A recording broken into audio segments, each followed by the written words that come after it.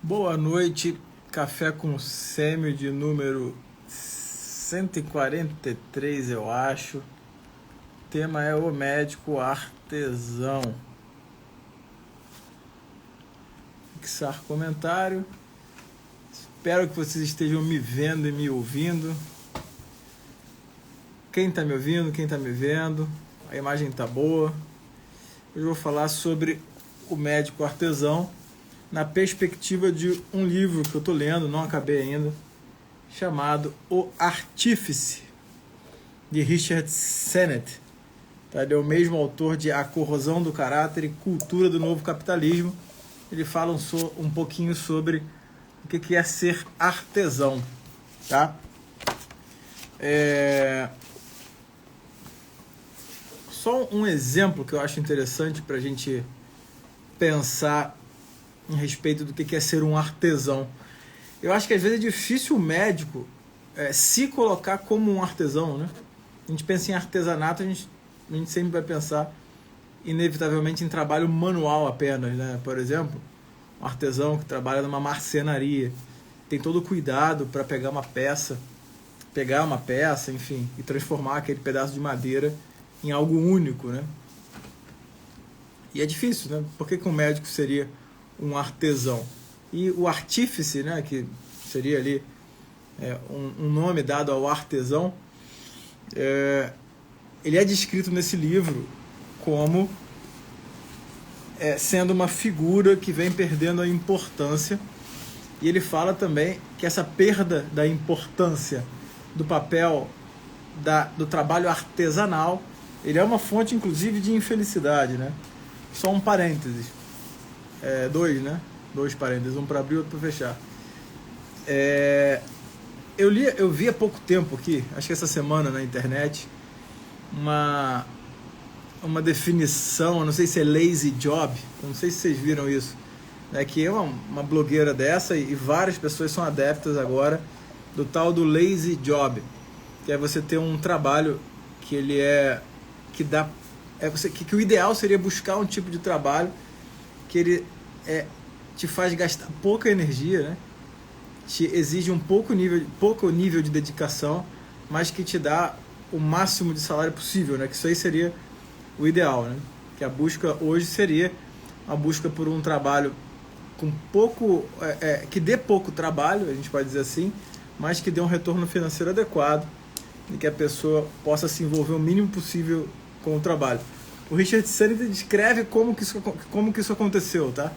Então esse momento aí do lazy job, esse termo não é utilizado no livro, mas o Sennett ele vai descrevendo, inclusive, os movimentos nas empresas, né, que passam a desvalorizar o trabalho artesanal para que as pessoas trabalhem menos, trabalhem pior, e aí se tornem mais substituíveis. Mas, enfim, esse pode ser o papo até de outra live. Mas qual é o grande ponto do artesão, né, e do médico artesão?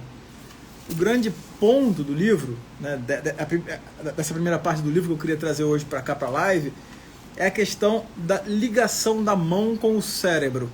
Tá? Ele traz muito para cá isso, né, que é a ligação da mão do artesão com o próprio cérebro. E uma primeira tese que ele traz, que eu até sublinhei aqui no livro, é que isso aqui é extremamente importante para os alunos de medicina. Tá? Olha essa frase do livro.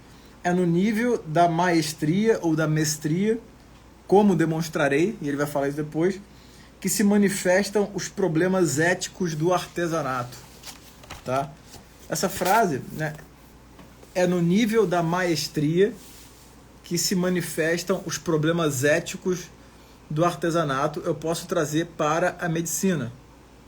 Tá? É no nível da maestria, ou para qualquer outra profissão, é no nível da maestria que os problemas concretos, éticos, enfim, eles aparecem, né?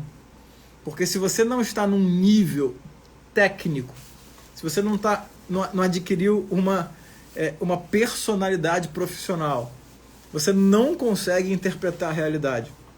Tá? Então você nem sequer enxerga os problemas éticos que aparecem aí. Posso dar um exemplo aqui muito claro. Né? Um médico recém-formado inexperiente, para ele, trabalhar na emergência é algo relativamente simples. Por quê?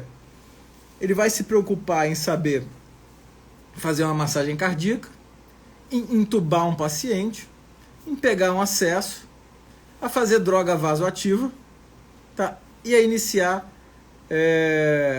antibióticos de largo espectro, a saber se tem que trombolizar ou não infarto ou AVC. Não passa pela cabeça dele, né, nenhuma outro tipo de problema. E as preocupações desse médico recém-formado, elas envolvem, né, esses problemas, entendeu? Que eu descrevi aqui agora. É claro que vai ter um a mais que eu estou esquecendo, ou um a menos, enfim. Ou eu estou exagerando aqui em um ou outro, mas eu estou dando aqui uns exemplos da minha cabeça, né? Lembrando que isso aqui é muito mais uma reflexão do que uma apresentação formal, né? Então, esse sujeito, ele não desenvolveu a maestria ainda, né, no trabalho dele. Ele não é capaz de ver outros problemas ali que podem acontecer, né, no número quase infinito de pacientes que ele vai ver dia após dia na emergência. E aí, com o tempo, a emergência acaba ficando um ambiente relativamente tranquilo para ele, porque ele consegue cumprir aquelas 12 horas, né, sem nenhuma reflexão ética ou profissional maior que aquilo. Tá? Ele tem ali tranquilidade de começar uma dobutamina ou uma noradrenalina para um paciente que está chocado, sem sequer refletir sobre o que é choque, né, ou quais os componentes do choque a serem avaliados. E que dá um diagnóstico de choque cardiogênico, por exemplo, é algo extremamente complexo, não é uma coisa simples, tanto que já existiu o Swan-Ganz e outros catéteres e outras formas, né?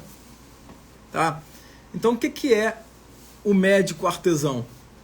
O médico artesão é aquele médico que ele liga justamente, né, como o Richard Sennett fala no livro, né, a prática com o cérebro, né? Ele fala que quanto mais profunda é a sua relação com o seu trabalho, né, quanto mais intrincada está a sua vida com o seu trabalho, mais você consegue ver os problemas reais que vão aparecendo, mais você consegue pensar nas soluções e mais você consegue resolver as questões que aparecem. É por isso que alguns pacientes gostam e preferem muito mais determinados médicos, né? Porque eles são muito mais capazes de oferecerem soluções simples, né? Soluções claras, soluções diretas para os problemas que ele já está acostumado a ver porque ele já atingiu a maestria, né? Então esse é um ponto importante, né? Então o que é um médico artesão? É aquele médico que ele tem um zelo pelo próprio trabalho em si, né?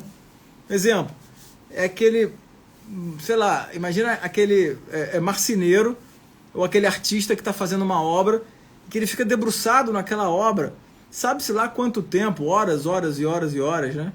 Para tentar fazer aquilo da melhor forma possível. Ou aquele maestro que está lá ensaiando com uma orquestra, imagina, um exemplo que ele dá, né? Aquele maestro que está ensaiando com a orquestra, né? E passa um pouco da hora, mas assim, ele ainda não chegou no nível que ele quer, ele insiste, né? E você vê que os músicos estão cansados, mas estão vendo o resultado. Mas a organização da orquestra se preocupa um pouco. Porque se você vai passando a hora, os músicos têm que ser pagos em horas extras, né? Então começa a aumentar o custo, mas aquele cara está envolvido com o trabalho. De repente, né, um maestro que está atento aí à questão do custo, aceita um trabalho mal feito, para ali na hora combinada, né, deixa a orquestra não muito melhor e vai embora, entendeu? E quem está pagando fica satisfeito, porque não vai gastar a hora extra do músico, né? Ou aquele médico também que está ali com um paciente, né, que seja de plano de saúde, SUS ou particular, né, e está com uma questão, né, clínica, laboratorial, difícil resolução, ele fica ali usando o tempo dele, né, o tempo de artesanato, né, usando a mão dele, né, usando a mão do ponto de vista simbólico, né, usando a inteligência, usando ali o trabalho dele para tentar desvendar o que está acontecendo, busca referências, estuda, né, e busca ali a melhor solução possível para aquele caso que ele sabe que só ele pode cuidar, né? Porque muitas vezes, né, só você, aquele paciente que te procura, ele está procurando você, né? Então é só você que pode cuidar dele, entende? Então essa é a conexão do artesanato com o cérebro, né? Então o sujeito que faz os negócios a toque de caixa, né? Imagina, vai fazendo, tem que encaixar peça, vai encaixando, deu 5 horas da tarde, vai embora, pode ser um médico que faz isso, né? O médico vai fazendo, vai atendendo, deu 5 horas, vai embora e dane-se, né? Deu um pouquinho de dúvida, pede exame. né? Não tem muita certeza, encaminha. Aí pronto, vai tocando. Esse cara não é um artesão.